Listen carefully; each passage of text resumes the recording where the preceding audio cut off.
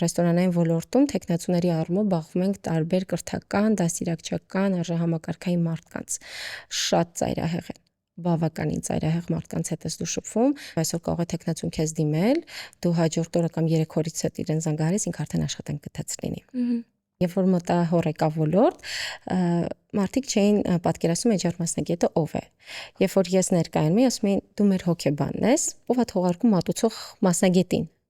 Որ կենտրոնն է թողարկում։ Ղեկավարը լսում է իր աշխատողին, ոչ թե ասում դու սխալ ես եւ վերջակետ։ Լսում է։ Աշխատողի հոգեբանությունը սենց այն չեմ հասկանում, ինքը իմ ընկերն է, թե ղեկավարն է, որտեվ այսօր ինքը իմ ընկերն է, վաղ գալիս է, որպես ղեկավար նկատողություն անում, իր մոտ, այսպես ասած, բախում է լինում։ Կարող է կողքից նստած թվալ, որ վայ, գիտես, հեշտ է սպասքը տանել, բերել, դասավորել, դա հեշտ գործ է։ Ոչ, դա ընդամենը 20 րոպե է հեշտ, հետո դու պատկերացրու 2-3 ժամ դու նույն գործառույթը անում ես ֆիզիկական։